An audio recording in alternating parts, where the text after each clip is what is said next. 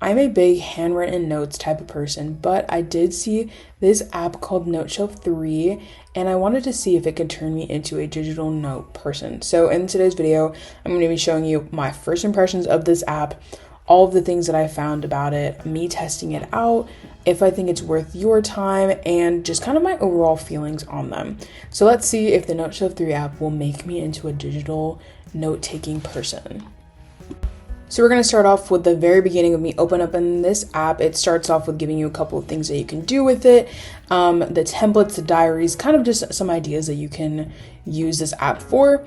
Now, you can use this for free, but they do really try to get you to get like the premium. So it's pretty much $7.99 a week, or you can do $40 through $39.99 a year. So let's talk about like the free version. What does it come with? So when I opened it up, it came with like a little to-do guide and how to like use everything. I'm gonna be honest, I don't really look at these. I try to like experiment on my own to see how beginner friendly it would be if you guys were to do this, but I decided to show you this just in general. So as I mentioned, premium version, there are a lot of things in this app that you cannot use because it is premium. There's like premium things, but they do allow you a couple of different like things, different sections that are completely free, and you get 3 notebooks or 3 notes, I would say, for free.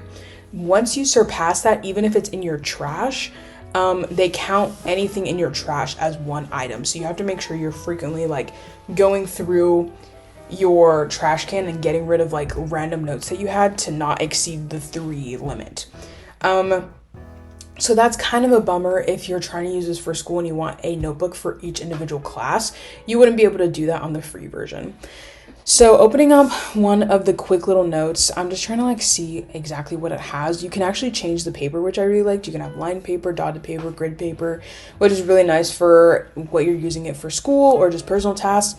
Here are all the templates. Again, all of these templates are actually part of the premium version, but they do have a lot of different ones. You can also choose different covers.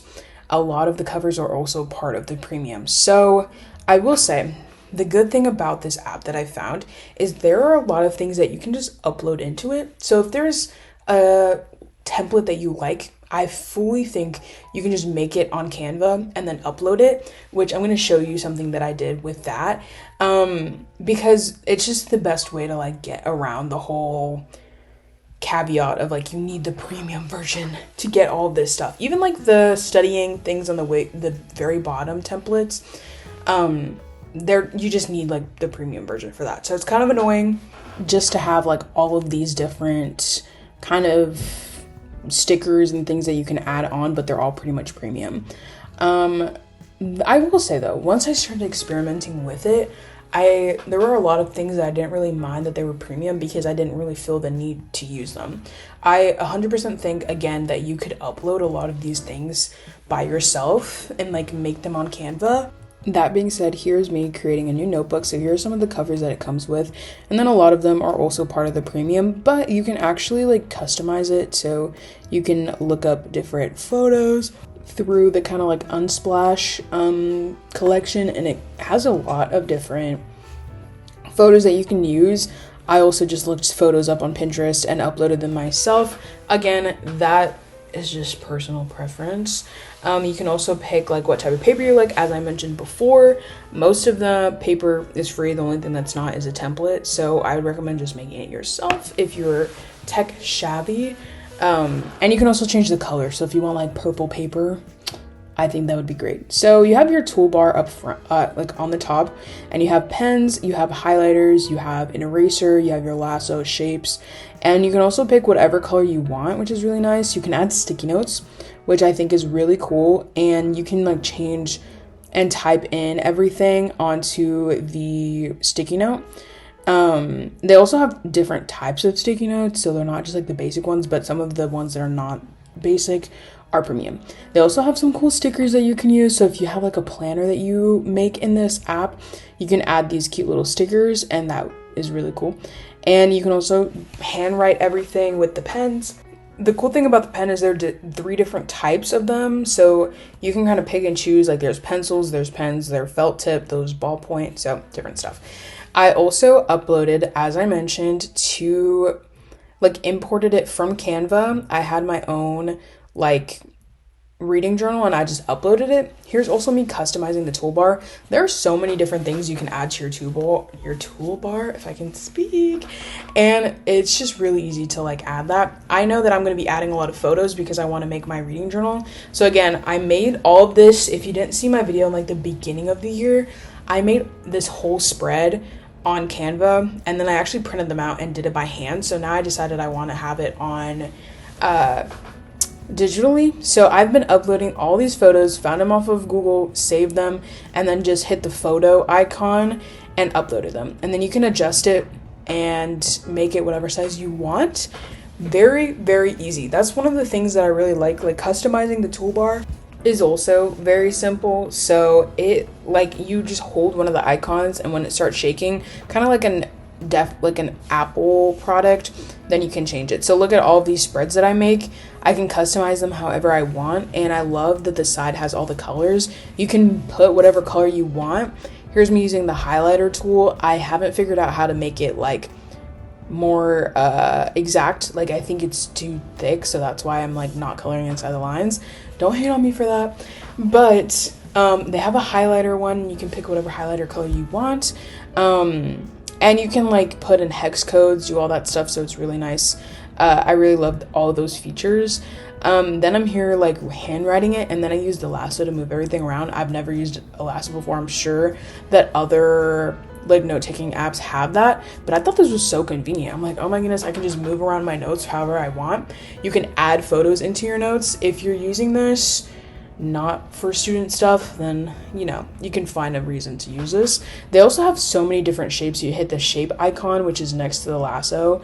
You can also change this, and you can add lines, you can add like arrows, you can add literally anything, guys. It was honestly, I had so much fun like just playing around this. You can add squares, you can add stars, you can add hearts. Honestly, as I mentioned, I'm not really like a digital notebook or a digital notes type of person, so I don't know how GoodNotes is, or Notability, or that type of stuff. But I really like how much like versatility it has. Even though there are a lot of things that you need for premium, I feel like once I was like playing around with it, I feel like I could really customize everything myself. Here is like me showing you all the colors. You can literally make any color you want. So if you want to have like a specific color palette that you have and you only use, you can put in the hex codes and change it. You can also change the shapes to have either dotted lines, straight lines, or like hashed, like dashed lines. So that is also really cool. Here's me adding in again another sticky note and like typing into it. Again, as I mentioned before, you can actually change the size of it. You can make it bigger, you can make it smaller, and you can make it so that it collapses so that it doesn't take up your whole like that whole section, which I'll show you too. But I liked how like customizable it is, and you can collapse where it says collapse. A lot of the features and a lot of the things that are adjustable, you just have to hold it and it'll like change or like go into editing mode. A good thing about this app is it's not only for Apple products but also Android. So I'm obviously testing this on my iPad, but you can also download it on Android, which I think is really cool because sometimes a lot of the apps for Apple, you don't find them on Android. So here's me showing you the different pen types that we have. So you can have the ballpoint pen, the foundation pen, which is kind of like a calligraphy pen. I feel like all of the regular pens, maybe it was like, I don't know, they all kind of felt like I was doing the same thing. Then you have the felt pen, and then you have a pencil. The pencil was the one that was like notably different. The one thing I do like is when you want to draw a straight line, if you hold it, then it turns into a straight line. I know that a lot of other like note apps have that, but I've also tried some that don't have that feature. So I think it's something cool to like think about. Another thing that this app has is that it has like washi tape.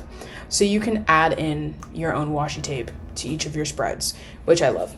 And the text boxes, at first I was so confused on how to like change the font. So you can change the font to whatever one you want. If you created your own font, like handwritten font, you can add it also. And you just actually like the editing features are just on the keyboard, which is super cool because it's just, I guess, easy to use. You just click the different types. Here's me checking off all of them. And they also have different headings. So heading 1, 2, and 3. And then just like, you can also change, is it bolded? Is it italics, underlined, all that type of stuff. You can also make to-do lists, which I was like, wait, I've never seen this before. You can add to-do lists, you can add bulleted lists, you can add the 1, 2, 3 type of like numbered list. So honestly, I was very impressed with all of the features. I know this is a lot of different stuff. This also has like, you can record different things. You can change the text box color. You can, I think the ruler, you can measure things out.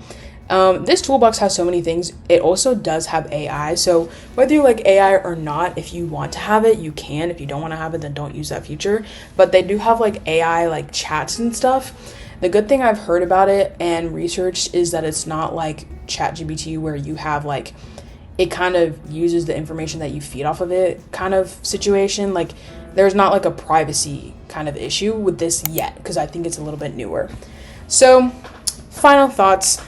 Pros of this app: super customizable, as you saw, very beginner friendly, a lot of tools, import access. So super customizable. I feel like I could do whatever I want and customize all the washi tape, customize all of the like pens and markers and all of that. So that was super cool. Beginner friendly. I was able to figure out everything myself and not even like watch a tutorial.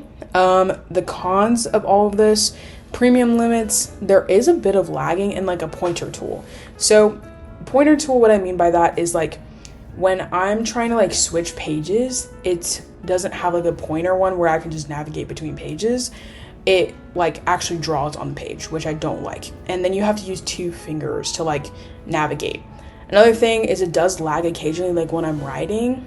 Premium limits, it just kind of like, there's a lot of things that are limited because of premium, but I think it has so many things that you could honestly get away with not needing the premium. So overall, I thought this was really easy to navigate. As I was saying, I'm the type of person, I like to just navigate things like on my own and see how it works, and I felt like it was super easy.